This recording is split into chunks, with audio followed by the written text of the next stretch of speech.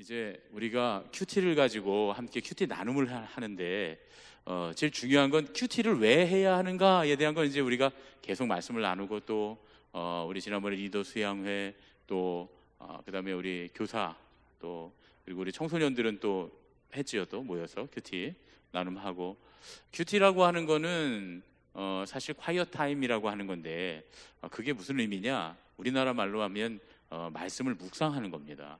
말씀을 묵상하는 게 왜 중요하냐면 말씀이 하나님이시기 때문에 그래요. 하나님은 말씀을 통해서 우리에게 당신을 계시하시는 분입니다. 그러니까 우리가 하나님의 말씀을 모르면서 하나님을 안다고 말할 수 없기 때문이죠. 성령님을 뭐라고 표현하냐면 우리의 신비에 새겨진 말씀이라고 합니다. 왜 우리의 신비에 새겨진 말씀이라고 할까요? 우리의 마음에 하나님의 말씀이 새겨지면 그 말씀대로 우리를 움직여 가시기 때문에 성령님도 말씀과 관련이 있습니다. 그래서 요한복음에 보면 예수님께서 성령님을 소개하실 때도 말씀에 관한 얘기를 계속 같이 하세요. 그래서 하나님의 말씀이 우리 안에 들어오는 것이 성령님이 우리와 함께 동행하는 증거이기도 하고, 하나님의 말씀대로 사는 것이 성령님을 따라 사는 증거이기도 하고, 또 하나님의 말씀대로 사는 것이 하나님의 뜻대로 사는 것과 관련이 있습니다. 그래서 성경이 교회가 개혁되는 역사를 보면 성경 말씀을 어떻게 중요하게 여기는가, 또 성경 말씀을 어떻게 해석하고 받아들이고 읽고 하는가와 관련돼서 종교개혁도 일어나고 교회에 여러 가지 변화들이 일어나는 걸 볼 수가 있습니다. 종교개혁이 말씀 때문에 이 성경 말씀, 성경 본문으로 돌아가자. 솔라 스크립투라. 그래서 성경 말씀 본문으로 돌아가자. 오직 성경으로. 이렇게 종교개혁이 일어났는데, 그러면 카톨릭은 아직도 전통에 매여 있고 성경을 연구하지 않느냐? 그렇지 않습니다. 카톨릭 교회도 구교도 지금은 성경을 굉장히 중요하게 생각해서 성경을 많이 연구하고 공부하고, 실제로 이 국내외 유명한 도서관들에 가면 카톨릭 신학자들이 연구한 거, 또 우리 개신교 신학자들이 연구한 거, 이런 것들을 서로 공유하기도 하고, 심지어는 학교에서도 같이 이 이야기들을 나누기도 합니다. 그래서 전체적인 교회, 이 기독교 성경을 가지고 있는 전체적인 그런 모든 교회, 구교든 신교든 간에 다 중요한 건 말씀을 중요하게 생각합니다. 근데 요즘에 이제 말씀을 잘못 해석해서 이단으로 빠지는 사람들이 굉장히 많고, 실제로 이 말씀을 잘 몰라서 이단의 논리에 빠져드는 사람들이 너무 많기 때문에 이 말씀을 잘 해석하고 이해하고 말씀을 자꾸 우리 삶 가운데 적용시키는 훈련을 하지 않으면 우리가 진짜 신앙을 한다고 말할 수가 없습니다. 그래서 중요한 건 이 말씀이 중요한데, 그러면 이제 말씀을 어떻게 할 것일까? 말씀을 통해서 사람들이 변화되고 새로운 삶을 살게 되고, 이런 것들을 이제 지난번에 우리 리더 수양회를 보니까 리더 수양회 안 오신 분들도 많이 계신데요, 그렇죠? 계신데 그런 걸 통해서 어떻게 되는지에 대한 사례는 많이 했기 때문에 오늘은 제가 실제적인 것만 가지고 제가 말씀을 좀 드리려고 합니다. 어떻게 하나님 말씀을 묵상하는가? 시간을 50분밖에 없기 때문에 제가 좀 빨리 진행을 하도록 하겠습니다. 여러분 나눠드린 여러분은 파란색 한색으로 되어 있지만 하여튼 이렇게 되어 있습니다. 제가 디자인을 급하게 하다 보니까 예전에 있던 디자인을 그냥 재활용을 해서 제 얼굴이 나오는 걸로 다른 걸 쓰려고 했는데 미처 다른 걸 쓸 시간이 없었어요. 편집하느냐. 그래서 일단 제 얼굴이 나오는 걸로 했는데 여러분들이 담임 목사의 얼굴을 잊어버리지 마시라고 제가 이걸로 했다 이렇게 생각하시고 그냥 예쁘게 봐주시면 좋겠습니다. 여기 보면 이제 의정부 제일교회 말씀 묵상 나눔 강의 관찰, 해석, 적용, 나눔. 관찰, 해석, 적용까지가 큐티고요. 그 다음 나눔까지 가면 큐티 나눔이 되는 겁니다. 묵상 나눔이 되는 거예요. 관찰, 해석, 적용까지가 묵상, 말씀 묵상 큐티고, 나눔까지 가게 되면 말씀 묵상 나눔이 되는 거다. 이렇게 보시면 됩니다. 보면 영어로 텍스트, 컨텍스트, 캐리그마, 코이노니아 이렇게 써 있는데, 텍스트랑 컨텍스트는 영어고 캐리그마와 코이노니아는 히라버를 영어식으로 지금 써놓은 겁니다. 그래서 보통 목사님들이 설교에 대한 걸 공부할 때, 설교학을 공부할 때 텍스트, 컨텍스트, 캐리그마까지 공부합니다. 그리고 이제 이 과정이 말씀을 묵상하는 과정과 같아요. 어느 정도 깊이 있게 말씀을 연구하고 준비하느냐의 차이지, 실제로 우리가 목사님들이 설교를 준비하는 과정과 여러분들이 묵상하는 과정은 똑같아요. 깊이의 차이가 있을 뿐입니다. 깊이의 차이가. 그리고 또 얼마나 더 전문적인가의 차이가 있을 뿐이지 이 과정은 다 똑같다. 그리고 이제 여기에 캐리그마라고 하는 게 우리가 흔히 말하는 선포, 여러분들이 묵상할 때는 여러분들에게 적용이 되겠죠. 그리고 코이노니아는 나눔이 됩니다. 우리 함께 말씀을 나누는 거예요. 그래서 제가 이렇게 적어봤습니다. 이제 여러분 제가 거기 한번 읽어볼게요. 그 코이노니아 밑에 있는 좋은 묵상을 위해서는, 함께 읽겠습니다. 시작. 좋은 묵상을 위해서는 마땅히 적절하고 적합한 과정을 거쳐야 한다. 무엇보다 먼저 본문을 충실히 많이 읽어야 한다. 본문의 문자적인 의미조차 파악이 안 된다면 좋은 묵상은 기대하기 어렵다. 본문의 문자적 의미가 파악되었다면 본문을 쓴 사람들이 살았던 삶의 자리와 성경 본문이 의미하는 원래의 의미를 연구해야 한다. 우리에게는 좋은 참고서와 목회자들이 있다. 자의적으로 해석하지 말고 일리가 있는, 시향적으로 허용 가능한 범위 내에서의 객관적인 해석이 필요하다. 우리의 묵상이 우리 삶의 전체에 영향을 끼친다는 사실을 기억하라.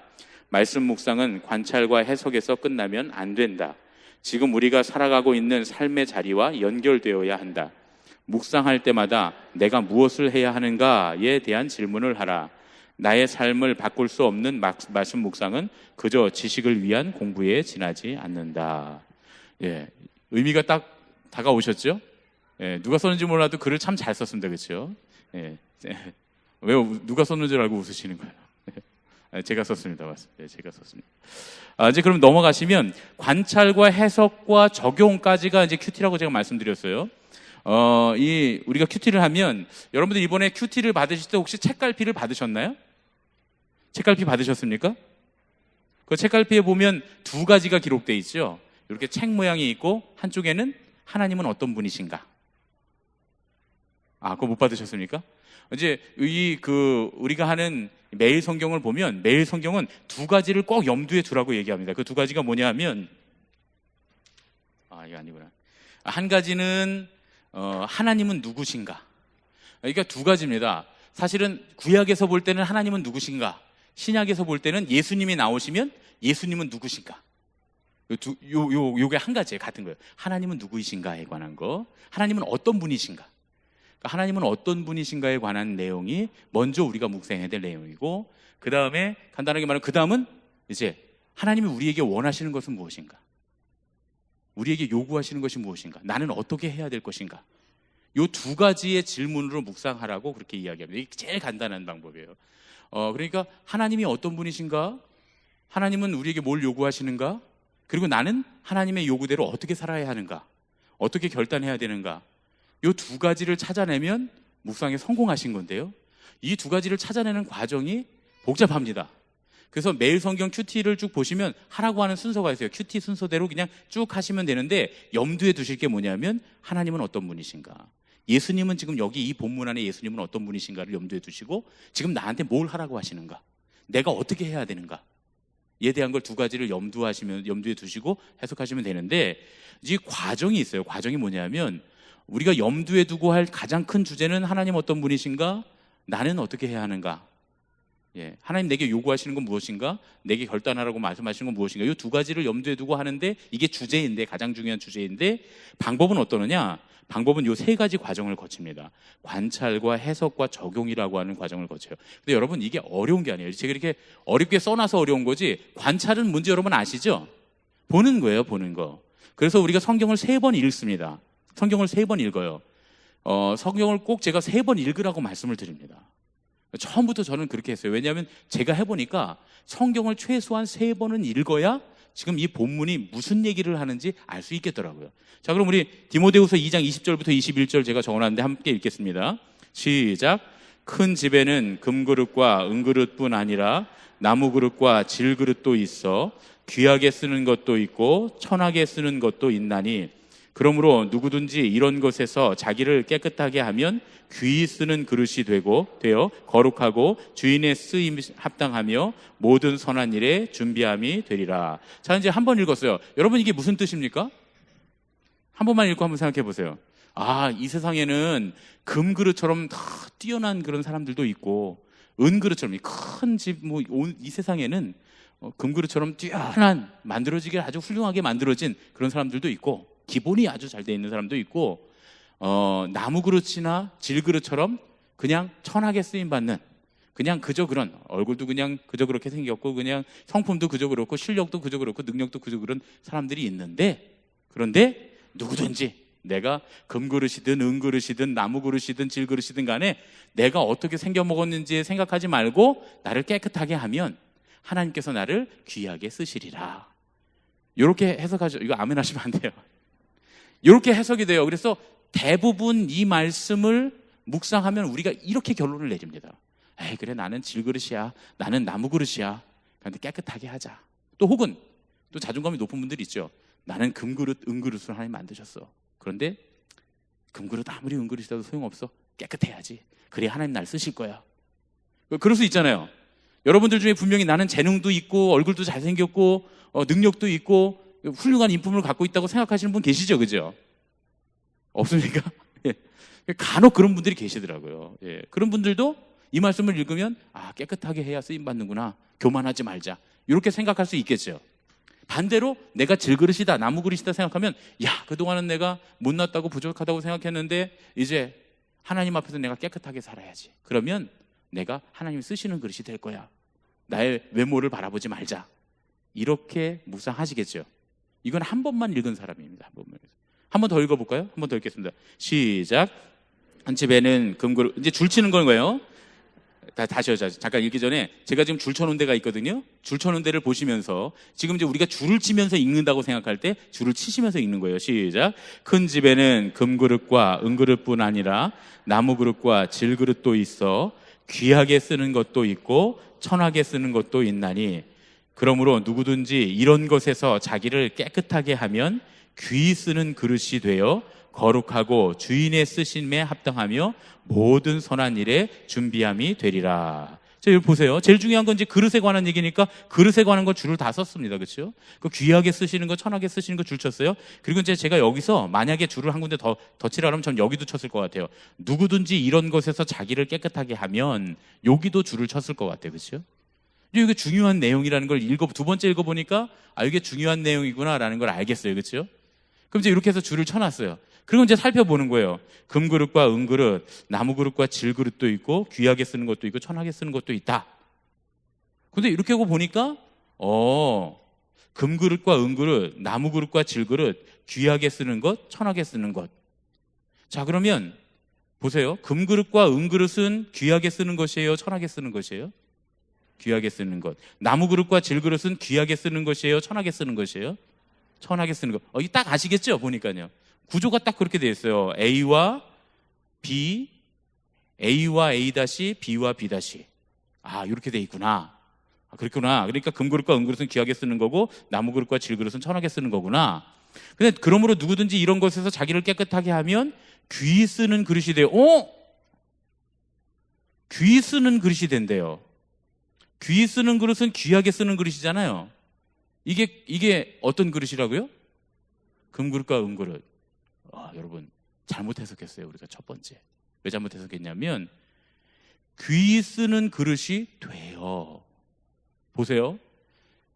천이 쓰는 그릇에서 귀히 쓰는 그릇으로 바뀐다는 뜻이잖아요. 그러면 이게 내가 나무 그릇과 질 그릇처럼 나쁜 그릇이라도, 그렇게 귀한 그릇이 아니라도 깨끗하기만 하면 하나님이 나를 쓰신다는 뜻은 아니잖아요. 어떻게 하신다는 거예요? 귀히 쓰는 그릇이 돼요. 내가 나무 그릇과 질 그릇이라도 귀히 쓰는, 나를 이걸 깨끗하게 하면 귀히 쓰는 그릇이 된다는 거예요. 뭘로 바뀐다고요? 금그릇과 은그릇으로 바뀐다는 거예요. 여러분, 내용이 달라졌죠? 아까 첫 번째 했던 해석은 틀렸습니다. 그러니까 이게 하나님께서 나를 선택하시고 내가 하나님 앞에 이런 것들로부터 나를 깨끗하게 하면 하나님께서 나를 귀히 쓰는 그릇으로 만들어 주신다는 거예요. 나는 이 모양 이 꼴이야 라고 했는데 하나님 앞에서 깨끗하게, 나를 이런 것에서 깨끗하게 하고 보니까 하나님이 나를 금그릇과 은그릇으로 바꾸어 주셨다 라는 신앙의 고백이, 이게 사도 바울의 신앙의 고백인 거예요. 여러분, 이해가 되십니까? 그러니까 그냥 내 모습 이대로 받아주시옵소서, 이 주제가 아니라는 거예요. 이건요, 우리의 본질 자체가 변하는 거예요. 우리의 본질이 종이었는데, 노예였는데, 죄인이었는데 이제는 아들로, 딸로, 자녀로, 귀한 존재로 바뀌게 된다는 거예요. 맞잖아요. 다시 읽어보니까. 그러면 이제 세 번째 다시 지금 제가 지금 3번을 읽은 거예요, 사실은. 우리가 2번 읽으면서 줄 쳤죠? 3번째 제가 지금 읽으면서 이걸 해석해낸 거예요. 그래서 3번을 읽어야 된다는 거예요. 그래서 보통은 2번을 읽을 때 첫 번째는 소리내서 읽고, 2번째는 소리내서 읽으면서 줄을 치고, 3번째는 조용히 묵상하면서 읽으라고 하는 거예요. 그래서 우리가 지금 3번을 읽은 거예요. 그러니까 이걸요. 3번을 읽고 나서 보니까, 그럼 누구든지 이런 것에서 자기를 깨끗하게 하면, 이런 것에서 자기를 깨끗하게 하는 게 뭡니까? 이제 이 앞에 보면 디모데에게 사도 바울이 말해요. 너는 청년의 정욕을 피하고 의와 거룩한 것들을 함께 쫓아가는 그 사람들과 함께 의와 거룩과 평강을 쫓아서 너 살아라, 이렇게 얘기해요. 그러니까 이런 것에서부터 자기를 깨끗하게 한다는 게 뭐예요? 세상 사람들이 따라가는 청년의 정욕을 피하는 것. 그게 이런 것에서 깨끗하게 하는 거예요. 자, 여러분, 이제 학생들하고 청년들이 있어요. 우리 학생들하고 청년들 잘 들으세요. 어떻게 하면 금그릇, 은그릇, 귀 쓰는 그릇이 된다고요? 이런 것에서 자기를 깨끗하게 하면. 뭐에서 깨끗하게? 청년의 정욕을 피하면. 그리고 의와 희락과 평강, 하나님의 말씀, 은혜 안에서 생활하는 사람들과 함께 같이 동거동락하고 생활하면, 그러면 금그릇이 된다는 거예요. 은그릇이 된다는 거예요. 귀 쓰는 그릇이 된다는 거예요. 본질이 바뀐다는 거예요. 우리의 본질이 아예 질그릇, 나무 그릇에서 금그릇, 은그릇으로, 천이 쓰는 그릇에서 귀 쓰는 그릇으로 본질이 바뀌게 된다는 거예요. 이해되죠? 자, 성경을 3번 읽으니까 예전에 우리가 알던 것과 전혀 다른 이야기가 여기 써 있구나 하는 걸 알게 됩니다. 그런데 이제 여러분들, 목사님 이걸 어떻게 합니까? 아니요, 읽다 보면 보여요. 그래서 3번을 읽는 거예요. 매번 본문을 3번 읽는 이유가 이것 때문입니다. 이렇게 집중해서 3번을 읽으면 사실은 3번 읽는 것보다 4번 읽는 게 더 좋고요, 4번 읽는 것보다 5번 읽는 게 더 좋아요. 그동안은 우리가 성경을 쭉 읽어나가잖아요. 성경 통독을 한다 그러면 창세기부터 요한계시록까지 쭉 한 번씩 읽어나가는 거였어요. 거기에도 유익은 있어요. 하나님의 말씀을 전체적으로 통째적으로 쭉 읽으면서 맥락을 쫙 잡는 그런 이점이 분명히 있습니다. 그런데 그렇게도 읽어야 하지만 중요한 건 말씀 묵상할 때는 집중해서 여러 번 읽어야 되는 거예요. 그래야 그 안에 숨어있는, 전체적으로 맥락을 잇는 뜻 말고 그 말씀 안에, 본문 안에 숨어져 있는 그 챕터에서 챕터까지 그 하나로 묶여져 있는 말씀 가운데 이 말씀을 받아 적은 사람들이 하나님의 감동을 받아 적은 그 감동이 무엇이었는가를 알아낼 수 있는 방법. 3번 읽는 것보다 4번 읽는 게 좋고, 4번 읽는 것보다 5번 읽는 게 좋고, 10번 읽으면 더 좋습니다. 도저히 말씀을 아무리 읽어도 이게 무슨 뜻인지 모르겠어요. 10번 읽으세요. 10번 읽어도 모를 분은 하나도 없어요. 그냥 이제 한글을 읽으실 수 있으면. 여기는 이제 우리와 국적이 다른 사람이 2명 있습니다. 여러분들 잘 모르시겠지만 여기에 지금 중국 분 한 분이랑, 중국 사람 한 분이랑 저 인도네시아 사람이 한 명 있어요. 제가 거짓말하는 게 아닙니다. 인도네시아 사람 손 들어봐요. 저 사람은 인도네시아 사람입니다. 예. 물론 이제 한국 국적도 갖고 있어요. 그래서 군대도 가야 되는데 저기 인도네시아에서 자랐어요. 저런 경우에는 3번 읽어서 모를 수 있어요. 우리 김학봉 전사님이 이제 중국 사람이잖아요. 중국 분이잖아요. 저기도 3번 읽어서 모를 수 있어요. 왜냐하면 어려서부터 배운 글이 다르니까요. 우리가 이거를, 저런 분들은 이제 외국인들은 이걸 4번, 5번, 6번, 7번, 10번 읽어야 됩니다. 물론 이제 다 우리 동포들이기 때문에 한글을 배웠기 때문에 이제 어려서부터 배워서 문제가 없지만, 그래도 우리보다는, 여러분들이 어쨌든 간에 저분들보다는 훨씬 더 빨리 깨달으실 수 있어요. 10번 읽으면 다 알 수 있습니다. 무슨 뜻인지. 그런데 우리가 성경을 읽으면서도 오해하고 잘못 해석하는 건 많이 안 읽어서 그렇습니다. 첫 번째, 관찰. 관찰은 뭐다? 많이 읽는 것. 저 따라하세요. 관찰은 뭐다? 많이 읽는 것. 관찰은 많이 읽는 거예요. 여러분 아시겠죠? 관찰은 많이 읽는 겁니다. 2번째 이제 해석입니다. 해석은 뭐냐면 하나님이 그들에게 어떻게 말씀하셨는가요? 그들에게. 여기서 그들은 누굴까요? 지금 성경을 받아 적은 사람들, 그리고 성경을 받아 적었던 그 시대에 이 성경 말씀을 받은 사람들, 그 사람들에게 어떻게 말씀하셨는가, 뭘 말씀하셨는가에 대한 거예요. 이게 해석입니다. 그럼 보세요. 이제 해석을 하는데 이거는 이제 굉장히 어려워요. 이 말씀을 가만히 보면 여러분 보세요. 시편 84편 우리 함께 읽겠습니다. 한 번만 읽겠습니다. 시작. 만군의 여호와여, 주의 장막이 어찌 그리 사랑스러운지요. 내 영혼이 여호와의 궁정을 사모하며 쇠약하며 내 마음과 육체가 살아계시는 하나님께 부르짖나이다. 나의 왕, 나의 하나님, 만군의 여호와여, 주의 제단에서 참새도 제 집을 얻고 제비도 새끼들 보금자리를 얻었나이다. 주의 집에 사는 자들은 복이 있나니 그들이 항상 주를 찬송하리이다. 셀라. 주께 힘을 얻고 그 마음에 시온의 대로가 있는 자는 복이 있나이다. 그들이 눈물 골짜기로 지나갈 때에 그곳에 많은 샘이 있을 것이며 이른 비가 복을 채워 주나이다.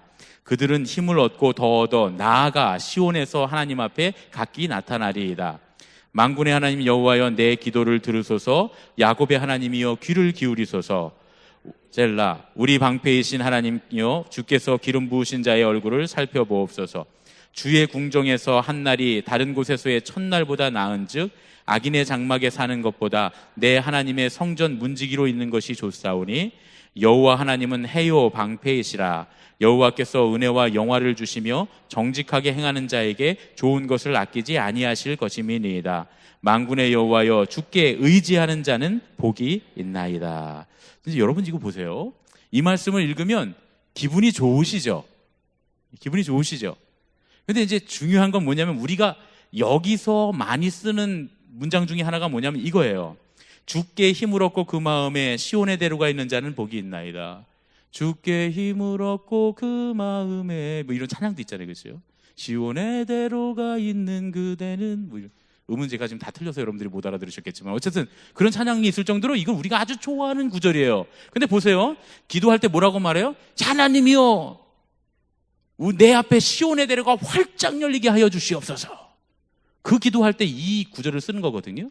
그 누구 얘기, 우리가 중보 기도할 때, 자, 우리 아들 앞에 시온의 대로가 활짝 열리게 하여 주시옵소서. 그 가정을 놓고 중보 기도할 때, 그 가정에, 우리 속도원 그 가정에 시온의 대로가 활짝 열리게 하여 주시옵소서. 이렇게 기도할 때 우리가 무슨 의도로 기도하는 겁니까? 하는 일마다 막힘없이 뻥뻥 잘 뚫리고 말이죠, 그렇죠? 모든 계획하는 일들이 잘 되고 아주 일사천리로 착착착착 일이 다 진행되게 하여 주시옵소서라고 기도한 거잖아요. 근데 이 본문을 갖고 그렇게 기도하면 틀린 겁니다. 잘못 기도했어요. 왜냐하면 이 본문은 그런 내용이 아니기 때문이에요. 여러분, 그게 중요한 거예요. 그러니까 하나님께서 원하시는 게 있는데 하나님께서 원하시는 그 말씀을 내가 왜곡해서 내 마음대로 내 뜻대로 막 해석해갖고 이게 맞다고 해서 막 우기면 하나님이 좋아하실까요? 싫어하실까요? 싫어하시겠죠. 너 뭐하냐? 그러시겠죠. 예. 그러잖아요. 예? 네가 방에 들어가라 이렇게 얘기했는데 지 가방에 들어가고 있어. 막 이렇게. 네가 방에 들어가 이랬더니 지 가방에 들어가고 있어요. 그럼 이게 웃길까요? 안 웃길까요? 얼마나 웃기겠어요. 이게 그런 거예요. 근데 여러분, 전체적으로 이 시편을 쭉 읽어보면 이게 그 뜻이 아니라는 걸 우리가 분위기상으로 알 수 있어요. 여기 지금 있는 내용이 시온의 대로가 뻥 뚫렸고 하는 일마다 잘 된다는 내용입니까? 아니면 하나님의 전을 사모해서 그 전 안에 하나님의 집에 살겠다는 얘기예요. 심지어는 뭐라 그랬어요? 악인의 장막에 사는 것보다 하나님 성전에 문지기로 내가 집주인으로 사는 것보다 악인으로 집주인으로 사는 것보다 내가 하나님의 종으로 문지기로 사는 게 더 좋대요. 그러니까 이게 시온의 대로가 뻥 뚫려갖고 막 장사가 잘 되고 부자가 되고 집을 사고 막 이런 얘기입니까? 정반대 얘기 같죠? 바로 이런 거예요. 그래서 성경을 꼼꼼히 읽어야 됩니다. 그럼 이 내용이 그게 아니다. 그럼 이제 누구한테 물어봐야 돼요? 여기 내용을 쭉 보다 보니까 목사님, 내용은 전부 다 하나님 집에 있다는 건데 왜 5절만 시온의 대로가 뻥 뚫려갖고 모든 일이 잘 되게 해달라고 정반대 얘기가 들어있습니까? 하고 여러분이 물어보시면 100점짜리입니다. 100점짜리. 와서 저한테 그렇게 물어보시면요. 가끔 저는 성경 갖고 와서 막 따지는 분들이 있어요. 그분들을 100점짜리라고 해요. 왜냐하면 당연히 이 상황에서 물어보는 게 정상이에요. 예. 여기도 이 본문을 읽으면서 이 상황에서 물어보는 게 정상입니다. 그러면 어떻게 할 수 있느냐? 첫 번째, 시편 84편 5절을 세 번역으로 읽어보겠습니다. 시작. 주님께서 주시는 힘을 얻고 마음이 이미 시온의 순례길에 오른 사람은 복이 있습니다. 여러분, 시온의 대로가 뭐라고요? 시온의 순례길에 오르는 것이라는 뜻이에요. 그 시온의 순례길에 오른다는 건 시온의 대로가 뻥 뚫려갖고 우리 일이 잘 된다는 뜻이에요? 아니면 하나님의 집으로 걸어간다는 뜻이에요? 하나님의 집을 향해서 간다는 뜻이에요. 하나님의 집을 향해서. 그리고 보면 여기 보면 의지하는 이라고 하는 바타흐라고 하는 말, 제가 이제 별표 해놨잖아요. 밑에 오렌지, 여러분 오렌지색이 없구나. 12절에 보면 의지하는 이라는 말이 있는데 이게 히브리어로 바타흐라는 말인데 서둘러 간다는 뜻이에요. 서둘러 빨리 간다는 뜻이에요. 어디로 빨리 간다고요? 주님께로 빨리 가는 사람은 복이 있나이다. 보통 복은요, 그 밑에 보면 바라크라고 하는 말을 써요. 바라크라는 말을 쓰는데 여기만 특이하게 에쉐르라고 하는 말을 썼어요. 근데 에쉐르라고 하는 말, 바라크라고 하는 말은 무릎을 꿇다라는 뜻이거든요. 원래요, 예배하다 이런 뜻이에요. 예배하는 것이 하나님 앞에 예배하는 것이 우리의 복입니다 이런 뜻이에요. 그리고 그래서 거기서 하나님께서 축복을 막 쏟아 부어 주시는 게 바라크라고 하는 복이거든요. 근데 여기는 복을 에쉐르라고 했어요. 에쉐르는 뭐냐 하면 똑바로 걸어간다는 뜻이에요. 똑바로 걸어간다. 어디를 향해서 똑바로 걸어간다고요? 주님을 향해서 서둘러 똑바로 걸어가는 자는 복이 있다 그런 뜻이에요. 왜 하나님의 집을 향해서 똑바로 걸어가요?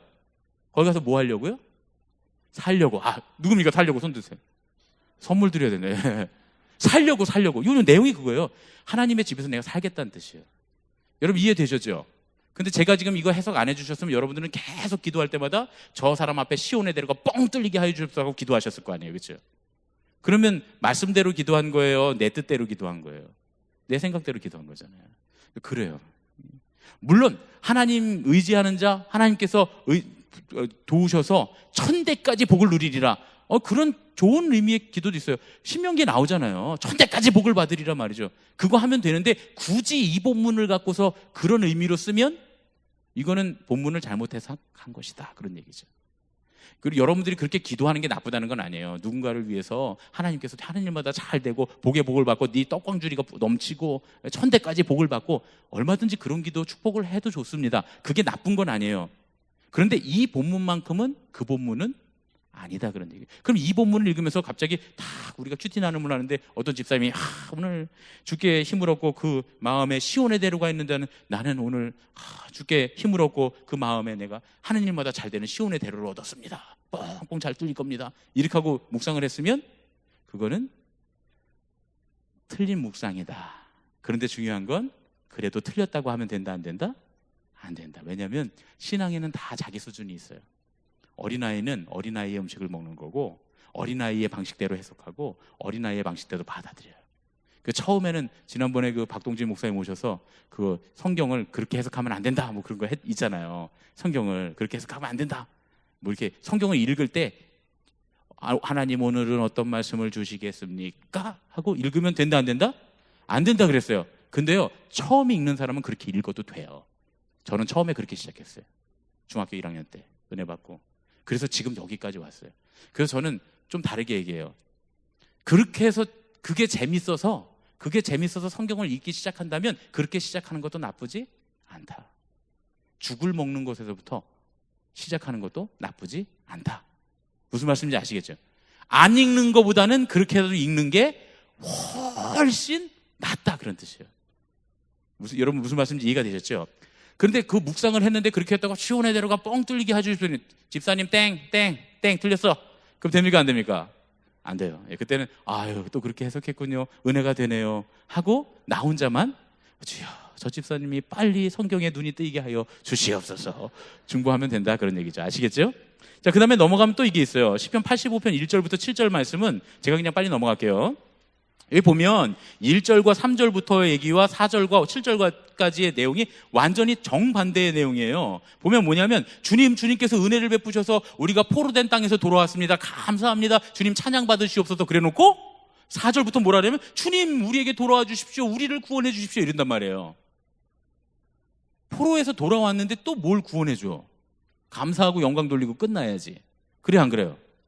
반대였으면 이해가 돼. 반대였으면 주님 우리에게 돌아와 주십시오. 우리를 구원해 주십시오 하고 막 기도했으면 그렇게 하다가 주님 우리를 포로에서 돌리시니 감사합니다. 영광 돌립니다. 할렐루야. 그리고 끝났으면 너무 좋겠는데 이 시편을 보니까 반대로 돼 있어요. 근데 요거를 이제 알아보는 것도 3번 이상 읽어야 이게 좀 이상하다 이런 걸 알아볼 수 있어요. 그래서 이제 내가 3번 이상 읽었더니 요 이상한 걸 발견했어요. 왜 그랬을까요? 왜일까요?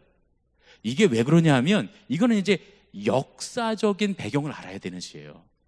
1차 포로 귀환 시에 예배드리면서 사람들이 불렀던 찬양이에요.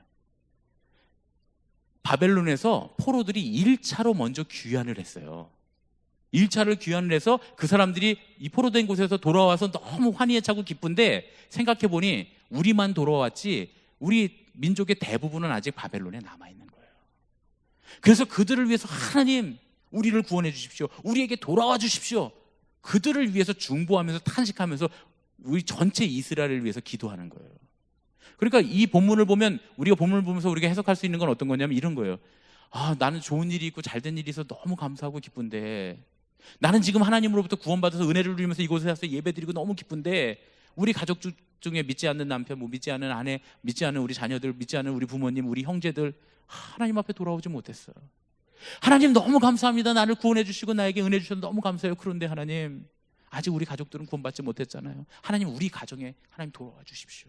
우리 가정 전체를 구원해 주십시오. 우리 남편을 구원해 주십시오. 우리 아내를 구원해 주십시오. 이렇게 기도하는 내용을 여기 갖고 있는 거예요.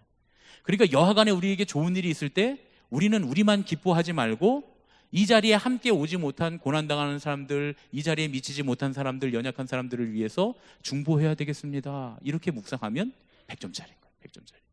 여러분 이해가 되셨죠? 이 묵상을 할 때 앞에 것만 갖고 묵상하거나 뒤에 것만 갖고 묵상하면 그거는 50점짜리, 50점짜리. 그 전체적인 내용을 이렇게 보면서 해야 된다. 그런데 중요한 건 여러분들이 이걸 다 알 수 있습니까? 없습니까? 예? 모르잖아요. 사실 성경 읽으면서 역사적인 배경이 어떤지, 하나님께서 그때 그 사람들에게 무슨 얘기를 했는지 우린 잘 모르잖아요. 그래서 제가 있는 거예요. 그리고 우리에게 큐티 책이 있습니다. 뒤로 쭉 넘겨보시면 이제 그 GQS 넘어가고 나면 거기에 10번, 11번 다시 세상으로 새 땅 새 언약 요거 있죠. 요게 지금 우리 큐티 매일 성경에 나와 있는 해설이거든요. 요 해설에 보면 이 본문이 왜 이렇게 쓰여졌는지에 대한 해설이 나와 있어요. 이 당시의 역사적인 상황이 뭐였는지, 이 본문을 처음으로 읽을 때 그 사람들은 어떤 상황 가운데서 이 본문을 읽었는지, 하나님께서 그들에게 이 말씀을 주셨는지에 대한 이 내용들이 나와 있습니다. 그러니까 이제 다시 앞으로 돌아오세요, 여러분. 그러니까 성경을 읽을 때 맨 처음에는 어떤 분들은 해설부터 보시는 분이 계세요. 해설부터 보면 된다, 안 된다? 안 돼요. 근데 또 어떤 분은 또 해설을 아예 안 보시는 분들이 계세요. 해설을 아예 안 보면 된다, 안 된다? 그러니까 여러분들이 조심하셔야 되는 분들이 어떤 분들이냐면, 예를 들면 이런 분들이에요. 뭐 존경스럽고 훌륭한 분들도 많지만, 목사님들 중에 가끔 저는 주석이나 원문을 보지 않고 기도하면서 말씀을 읽고 하나님이 주신 영감대로 해설합니다, 설교합니다. 그런 교회는 가시면 안 돼요. 잘못 성경을 말할 가능성이 90%입니다. 왜냐하면 성경 가운데 우리가 한글로 번역되어 있는 이야기도 원문을 보면, 조금 아까 제가 복이라고 하는 말도 바라크가 아니라 에쉐르라고 써 있다 그랬잖아요. 똑같은 복인데 똑같은 복으로 해석하면 안 되는 것들이 있어요. 그러면 그때는 원문을 봐야 돼요. 이 중요한 단어가 뭘로 쓰여졌는지. 그러면 우리말로는 둘 다 똑같이 복으로 쓰여있지만, 아, 그런 의미가 아니구나 하고 해야 되는데, 원문을 안 보고 설교를 준비한다, 혹은 주석을 안 보고 설교를 준비한다 그러면 그걸 모르고 설교하는 거니까 제일 중요한 핵심을 놓치고 가는 거예요. 그러니까 그런 분들의 설교를 자꾸 들으면 자의적인 해석의 설교, 진짜 하나님의 말씀이 아니라 사람이 자의적으로 해석한 설교 말씀을 듣는 거예요. 물론 우리가 원문을 보고 주석을 보고 정확하게 그 당시에 본문을 해석을 해도 똑같은 본문을 가지고 여러 가지 해석과 여러 가지 방향이 가능합니다. 그럼에도 불구하고 그걸 다 원래 것을 알고 하는 거와 모르고 하는 건 천지 차이다, 그런 얘기예요. 알고 방향을 잡아가는 거랑 전혀 모르고 잘못된 방향으로 가는 건 전혀 다른 얘기다, 그런 얘기예요. 묵상도 마찬가지입니다. 그러니까 처음에 여러분들이 읽을 때는 해설부터 보면 안 돼요. 왜냐하면 그러면 이 문장 전체적인 뜻을 잘 알지를 못해요. 우리의 이 지식과 우리의 마음에 이 본문이 다가오질 않아요. 그러니까 처음에는 3번은 어떻게 해야 된다? 해설서를 보지 말고 무조건 3번을 읽으면서 이 본문이 무슨 뜻인가, 한글로 쓰여져 있는 이 본문이 무슨 뜻인가를 보셔야 돼요. 그런 다음에 바로 묵상을 하지 마시고, 이 말씀 너무 좋다 이렇게 묵상하지 마시고, 반드시 해설을 그 다음에 보셔야 돼요. 3번 읽으면서 문장의 뜻이 무엇인지를 관찰했다면 그 다음에는 해석의 과정을 거쳐야 되는데 해석은 도움을 받아야 한다. 그래서 옆에 있는 해설들을 보시면 좋아요. 그런데 물론 주석서를 보고 뭐 목사님들한테 가서 물어보고 그런 것도 다 좋은데 그거는 이제 너무 오래 걸리잖아요. 여러분 더더군다나 주석서 보실 줄도 모르고 어떻게 보는지도 모르시잖아요. 그런데 친절하게 큐티책에는 주요한 내용들을 이렇게 해설을 해놨다. 그래서 두 번째로는 해석할 때는 요 해설서들을 보고 아 이때는 이런 얘기로 쓰였구나, 이 사람들에게 하나님이 이래서 이 말씀을 하셨구나 하는 거예요. 그런 다음에 적용. 그런 다음에 이제 적용을 하는 거예요. 하나님은 지금 내게 뭘 원하시는가? 하나님 나한테는 뭐라고 말씀하시는 건가? 이 당시에 사람들에게 이렇게 말했다면 하나님 지금 나에게는 뭐라고 말씀하시는가? 이게 달라져요. 똑같은 말씀인데 그 당시에 사람들에게는 먹어라 라고 말했던 게 지금 내 상황에서는 먹지 말아라 라고 말씀하실 수도 있어요. 여러분 이해가 되십니까? 똑같은 말씀인데 그 당시 사람들에게는 너 움직여라 라고 했던 말씀이 똑같은 말씀인데 지금 나에게는 너 가만히 있어라 이렇게 말씀하시는 걸 수 있어요. 예. 예를 들면 이런 거예요. 지금 어떤 믿음의 사람들에게 네가 하나님 앞에 기도하고 확신을 얻었으면 그 일을 그대로 행하라 이렇게 하나님 말씀하셨단 말이에요. 그 당시 사람들에게. 근데 나는 지금 열심히 기도하지 않았어요. 그 열심히 하나님 붙들고 의지하고 하나님 가까이 하지 않았어요. 그럼 나는 행해야 될까요? 뭔가를 해야 될까요? 좀 가만히 있어야 될까요? 가만히 있어야 돼요. 있으면서 다시 기도하고 말씀 가운데로 들어가야 돼요. 그러면 보세요. 그 당시 사람들에게는 하라고 한 거지만 나는 하지 말아야 되는 상황인 거예요. 이게 바로 적용이에요. 하나님 내게 지금 나한테 뭐라고 하시는가?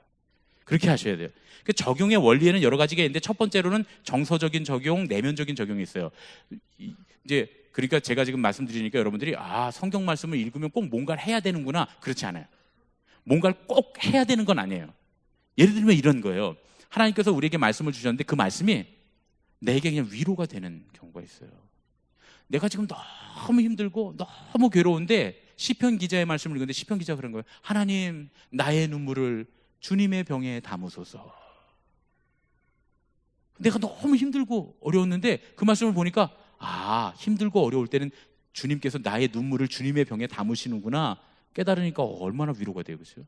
아무도 몰라주고 내가 혼자 눈물 흘리는 거 다 땅바닥에 떨어지는 것 같고 아무도 안 알아주는 것 같은데 나 혼자만 괴롭고 죽을 것 같고 괴롭고 힘들고 정말 절체절명의 순간에 절망스러운데 하나님 모르시는 줄 알았더니 하나님 당신의 병에 내 눈물을 담으시는구나 하니까 마음에 위로가 되셨죠.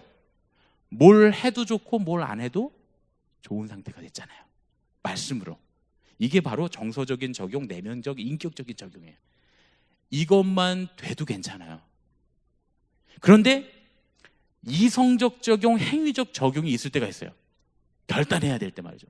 오늘 우리가 좀 아까 디모데에게 주신 사도 바울의 말씀을 읽으면서 너희가 이런 것을 피해야 금그릇이 되고 은그릇이 된다 이렇게 말씀하셨을 때 내가 지금 청년들의 정욕을 따라가려고 하는 뭐가 있었단 말이에요.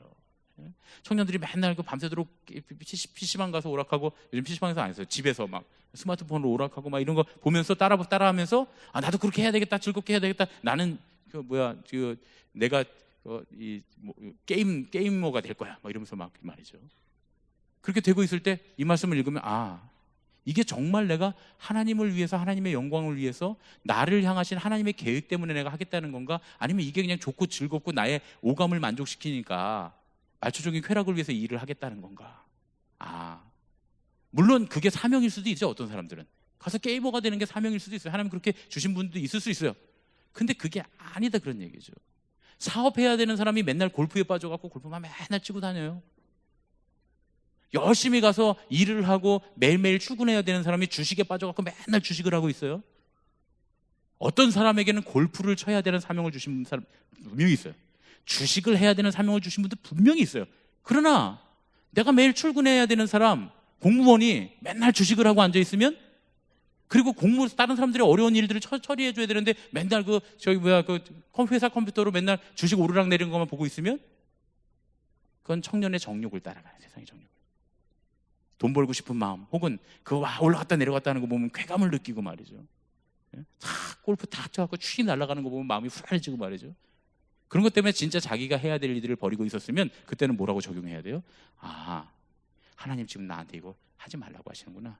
청년의 정욕을 피하고 하나님께서 내게 원하시는 것이 무엇인지를 쫓아가는 사람들과 함께 내게 하나님께서 원하시는 길을 내가 쫓아가야 되겠구나 하고, 그거는 이성적으로 딱 생각하고 객관적으로 판단해서 행동으로 옮겨야 되는 거예요. 그 적용에는 두 가지가 있습니다. 정서적인, 내면적인, 인격적인 적용이 있고, 처음에 말씀드렸던 거예요. 주여, 주님의 나의 눈물을 주님의 병에 담아 위로가 돼. 하나님 나를 위로하시는구나, 사랑하시는구나 하는 그런 적용이 있고, 또 한 가지는 바로 돌아서야지 하는 그 행동적인, 그 지식적인, 그런 이성적인 적용이 있다. 둘 중에 어느 것 하나만 돼도 좋다. 무슨 말씀인지 아시겠죠? 매번 행동에 적용을 해야 되는 건 아니에요. 또 매번 이 감정적인, 인격적인, 내면적인 적용을 해야 되는 것도 아니에요. 어떤 때는 이성적으로, 지식적으로 행동을 딱 취해야 될 때도 있고, 어떤 때는 내면적으로 내가 적용해서 하나님의 뜻을 깨달아야 될 때, 오묘한 뜻을 깨달아야 될 때도 있습니다. 이 두 가지는 다 적용이다, 이렇게 보고 가시면 돼요. 그 다음에 적용의 원칙은 뭐냐? 개인적이고 구체적이고 실천적이다라고 하는 거예요.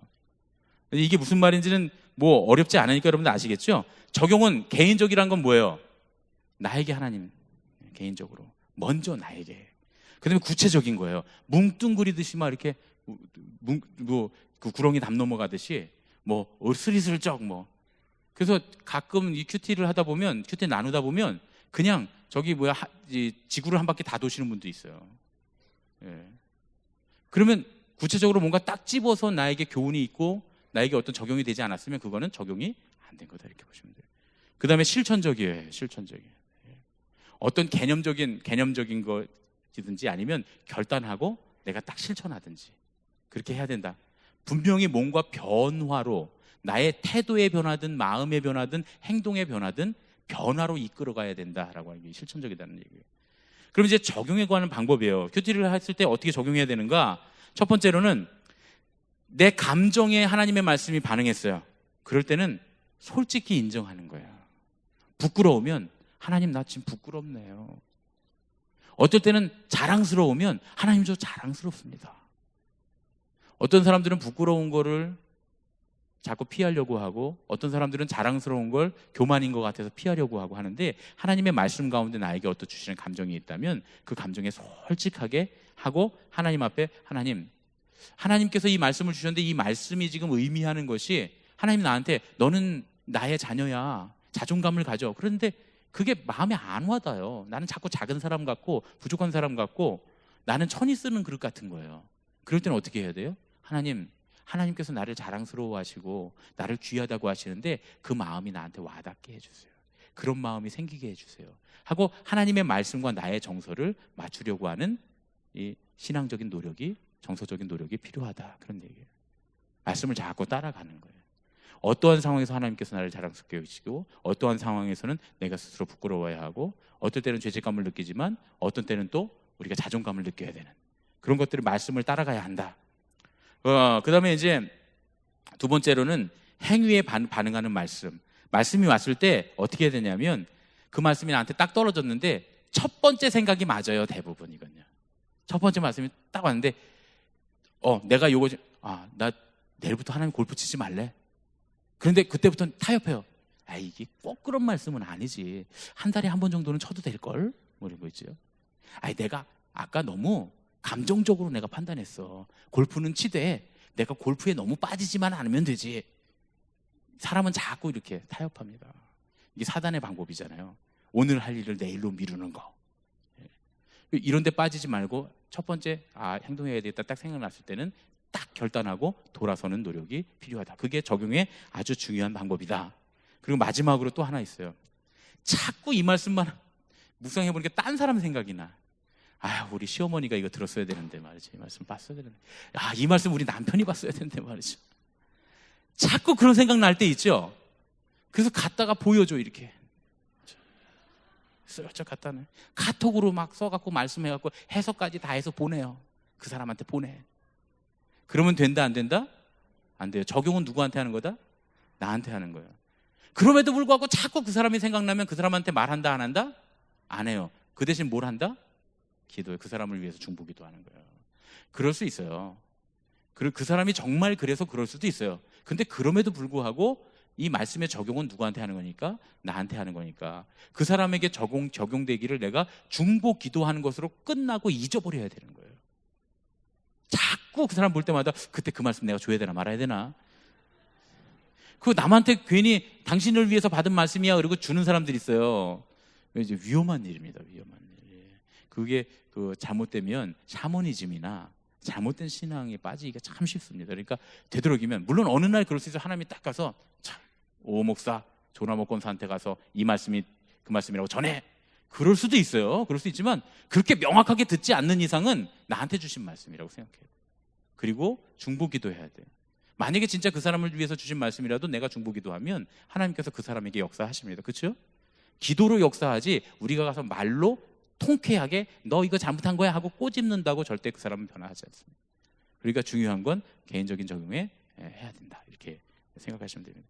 자, 이제 적용 시 주의사항이 있는데, 묵상이 잘 익을수록 적용이 쉬워집니다.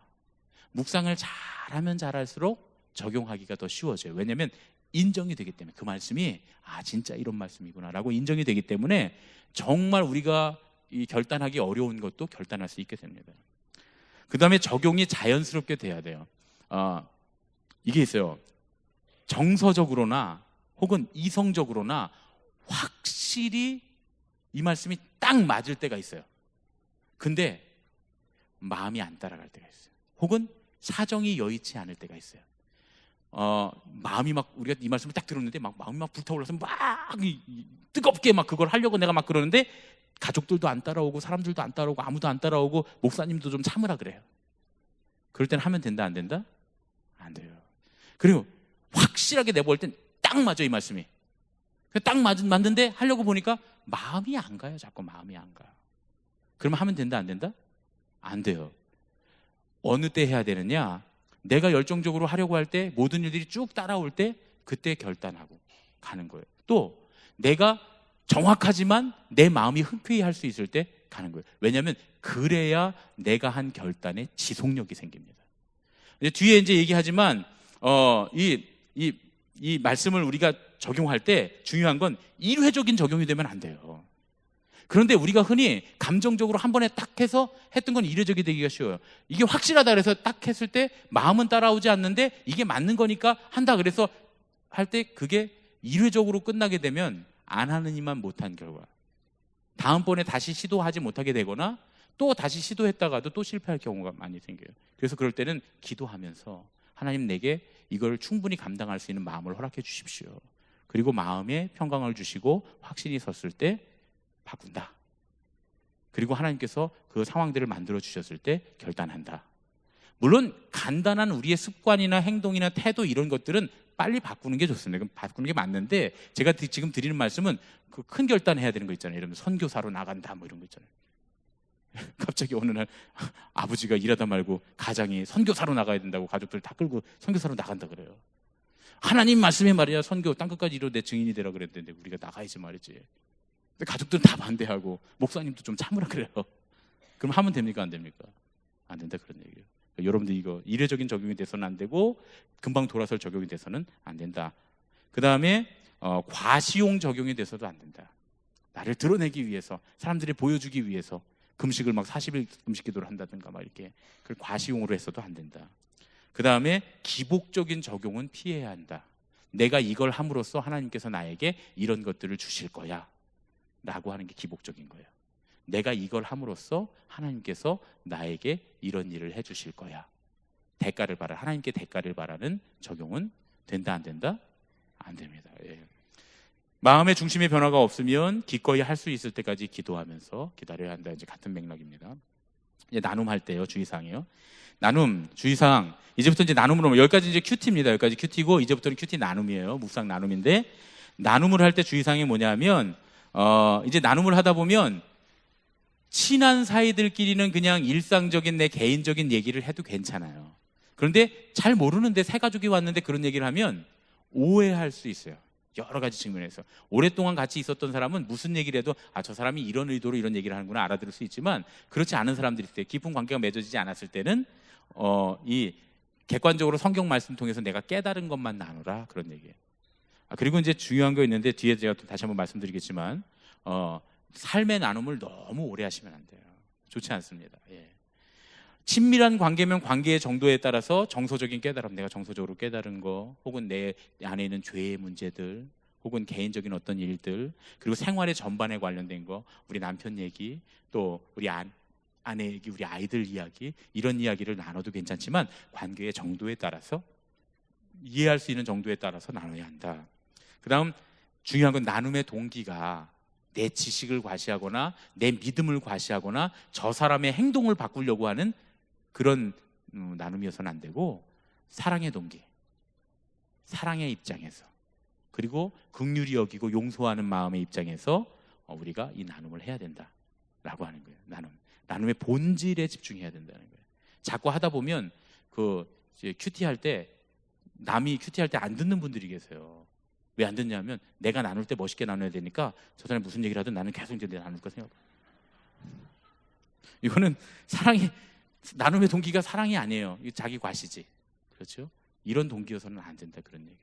또 누가 이런 얘기할 때 들으면서 그렇게 생각해서, 야, 그래? 내가 지금 말씀 보니까 이건 너한테 하는 얘긴데? 그러면서, 예, 당신한테 하는 얘긴데 내가 딱 내 차례만 와봐, 내가 딱 찔러줄 테니까, 이렇게 준비하고 계시는 분들 계세요.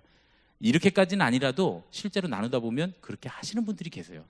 물론 이렇게 막 처음부터 계획을 하고 이런 정도 수준은 아니라도 딱 얘기하면서, 그러니까 그 집사님 내가 오늘 말씀 보니까 이렇게 하나님 그렇게 하라는 거 아니야, 이렇게 얘기하는 경우가 있어요. 그러면 안 된다, 그런 얘기죠. 사랑과 용서의 마음에서, 사랑으로 우리가 사랑을 나누는 입장에서, 예, 그 입장에서 나눔을 해야 된다. 나눔의 방법은 이게 이제 왜 나눠야 하는가 하는 얘기예요. 그러면 저 혼자 큐티만 하면 되지 왜 나눠야 합니까? 첫 번째, 내가 한 큐티가 정확한지 옳은 큐티인지 신앙적으로 안전한 테두리 안에 있는지 알 수가 없어요. 그래서 혼자서 큐티를 계속했던 사람은 나중에 보면 누구도 건들지 못하는 이단 같은 존재가 되는 사람들이 있어요. 자기 세계 안에 갇혀버리는 경우가 종종 있어요. 자기가 한 방향으로만 계속 큐티를 묵상을 해나가다 보니까 그쪽으로 엇나가게 되는 경우들이 있어요. 그래서 함께 나눠야 된다는 거예요. 그래야 서로 이렇게 남의 이야기를 들으면서, 아, 나는 지금 너무 지나치게 이쪽으로 갔구나, 나는 너무 지나치게 이쪽으로 갔구나, 이걸 보면서 자기 중심을 조금씩 옮기게 된다는 거예요. 그래서 함께 나눌 형제자매가 꼭 필요하다. 두 번째, 소그룹에서, 속회에서 우리가 큐티 나눔을 하면 큐티를 계속할 가능성이 많습니다. 혼자 큐티를 시작하면 중간에 중단할 가능성이 훨씬 많아요.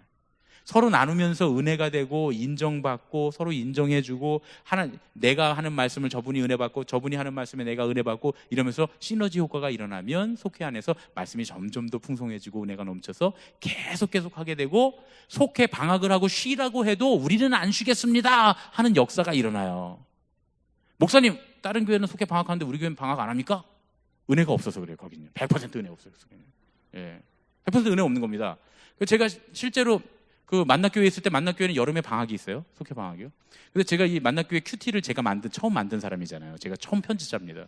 큐티를 꼭 해야 된다 해서 큐티 나눔까지 해갖고, 처음에는 옛날에는 이 속회 공과 썼다가 나중에는 김병삼 목사님 설교하는 거 받아 적어갖고 그거 갖고 속회 나눔했다가, 제가 큐티로 하자고 막 그랬더니 결국 큐티를 했어요. 지금 나무 생각이라는 큐티를 만드는데 제가 첫 번째 발행자입니다. 그러면서 제가 큐티 훈련을 교인들 다 시켰어요. 1:1 양육하고 말이죠.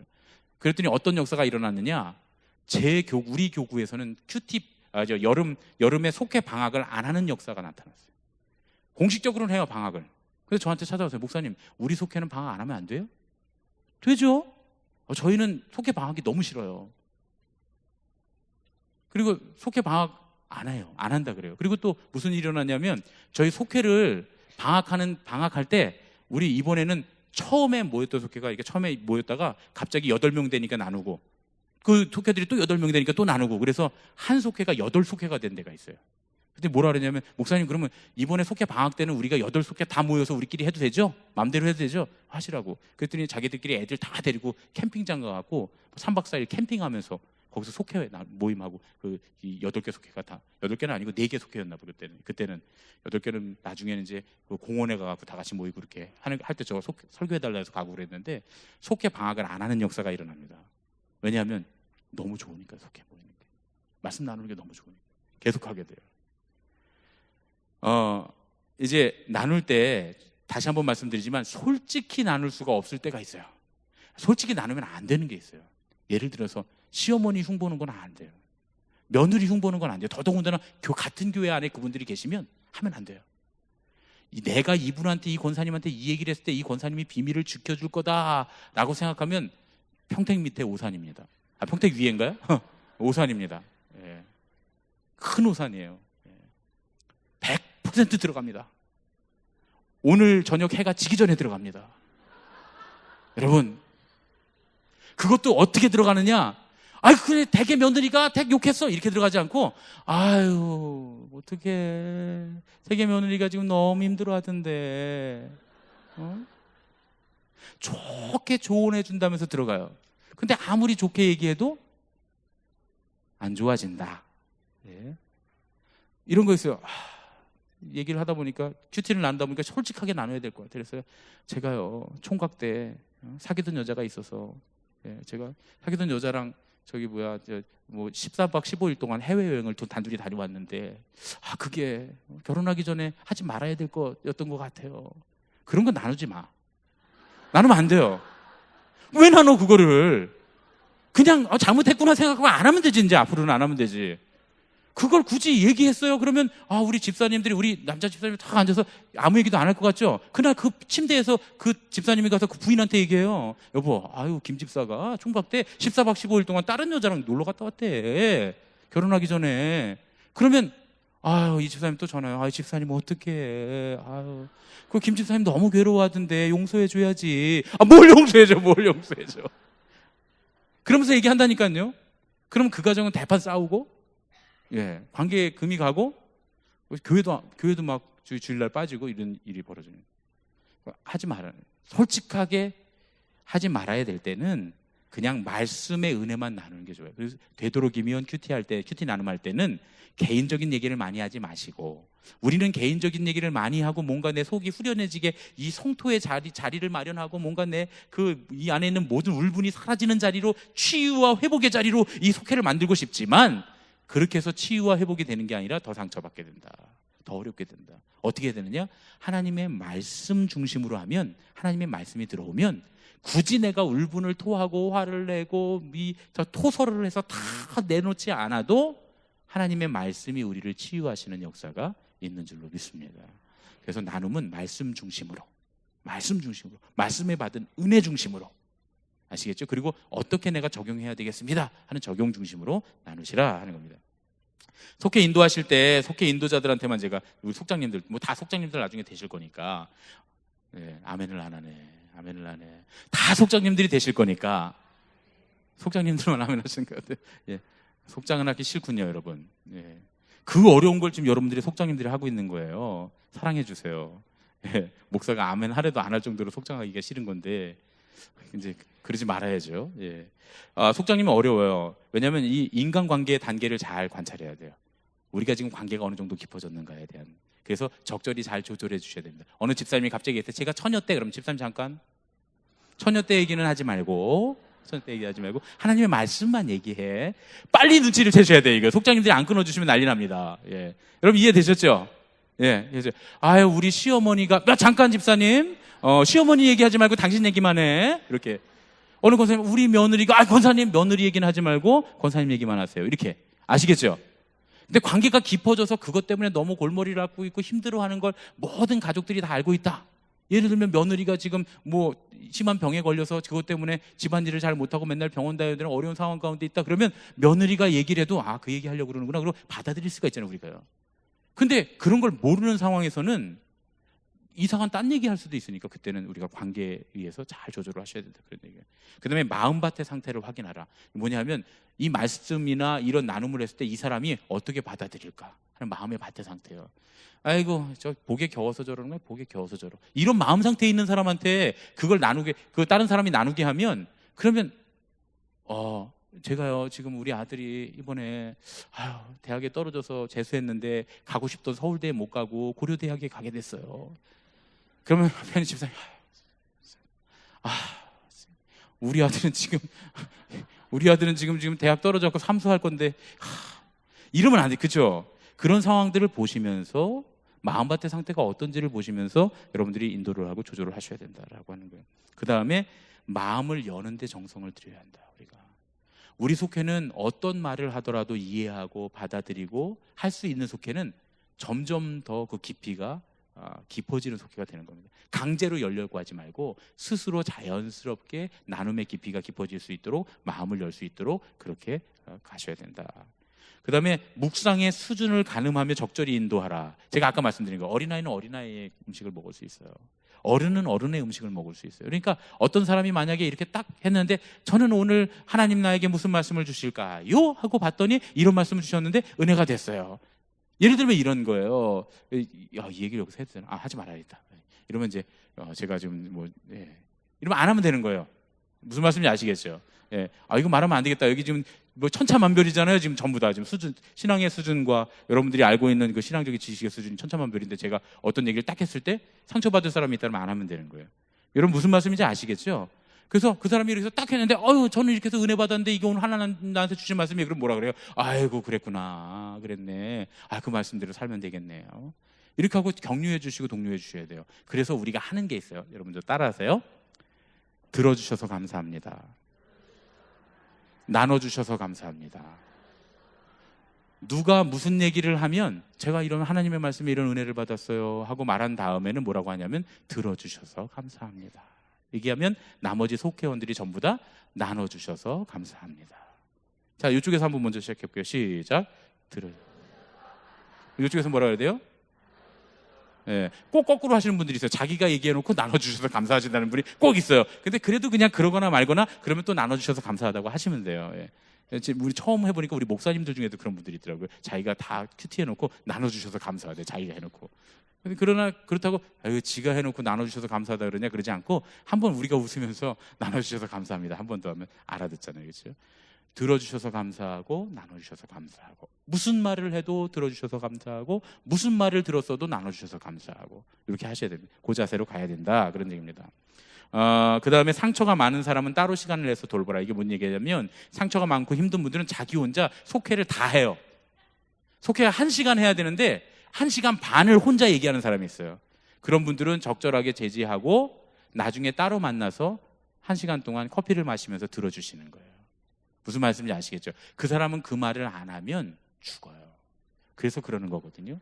그러니까 집사님 또 그 얘기 여러분 10번 들으면 시간이 줄어들어요. 10번만 들어주면 시간이 줄어들어요.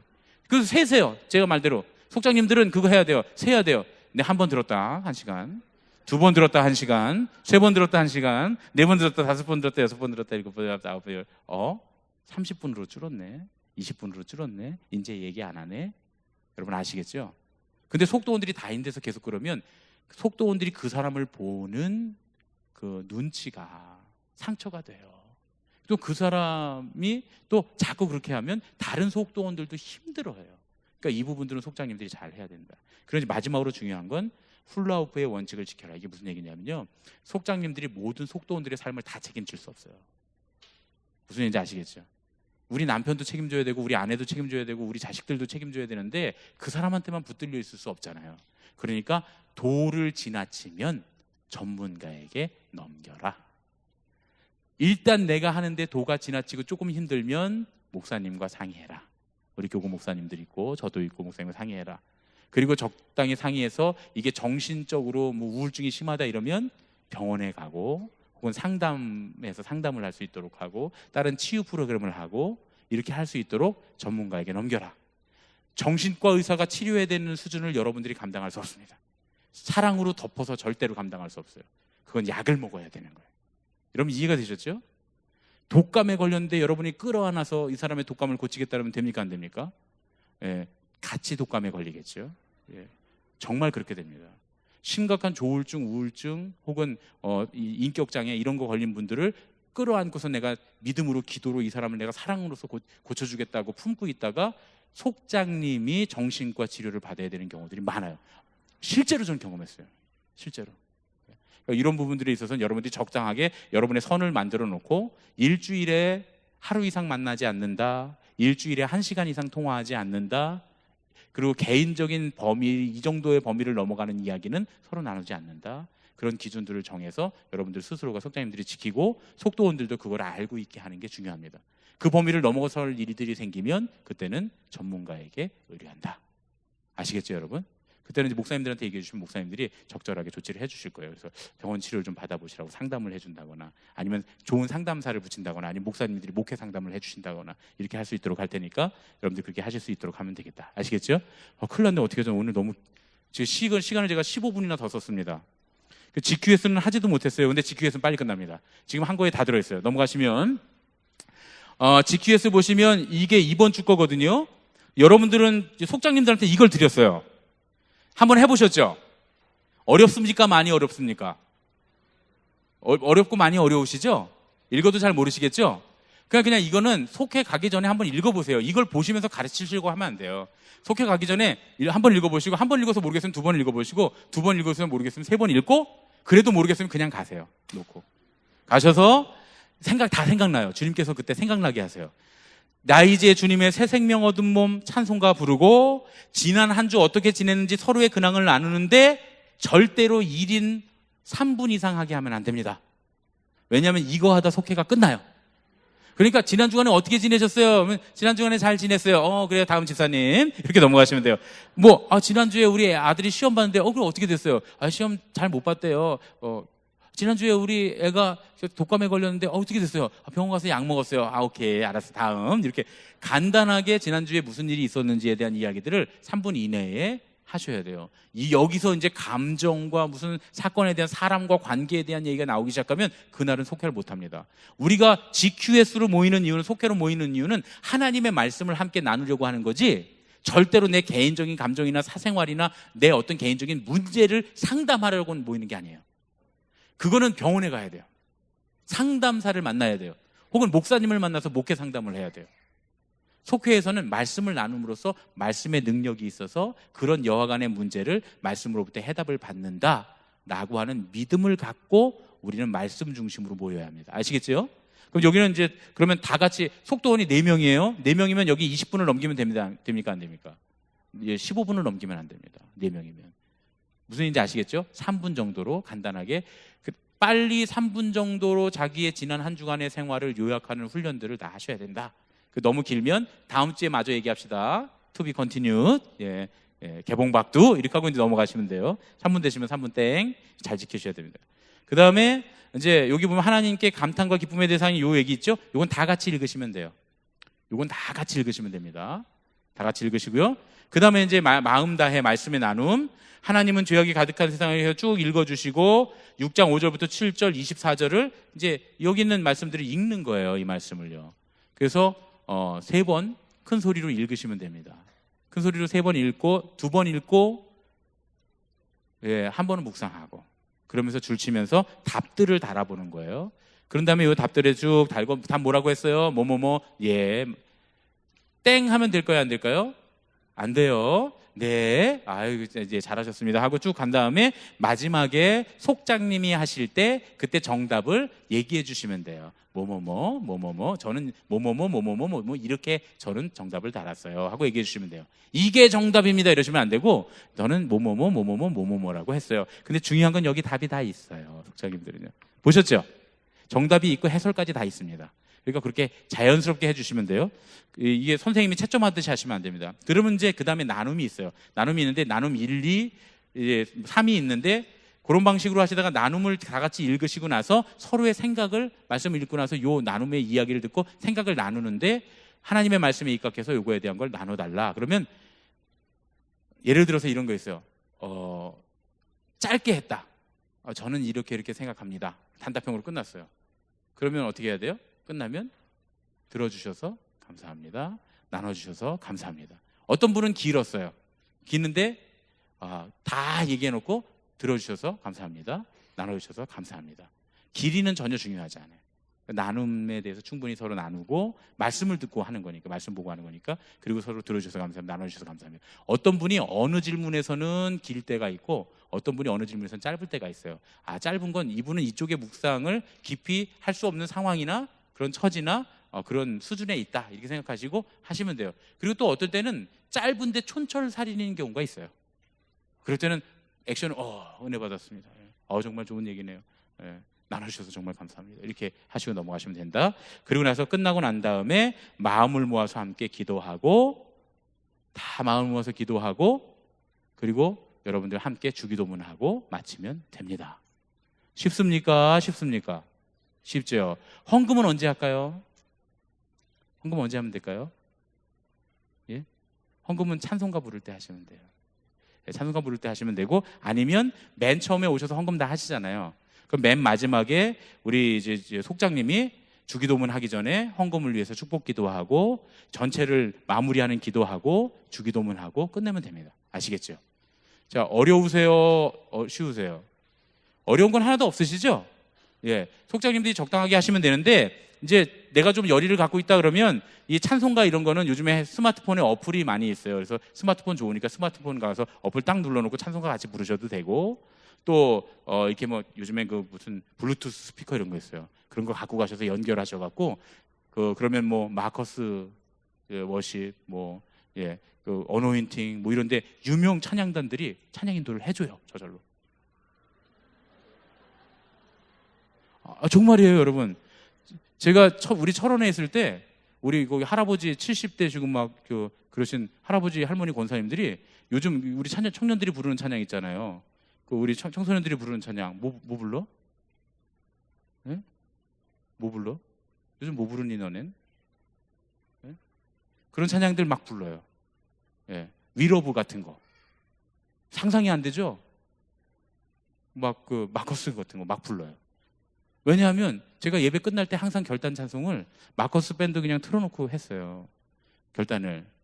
그래서 그냥 따라 부르는 거예요. 막 드럼 막 치고 막 난리가 났어요. 드럼은 없는데 드럼을 막 치고, 찬양 인도자가 없는데 찬양 인도를 막 해요.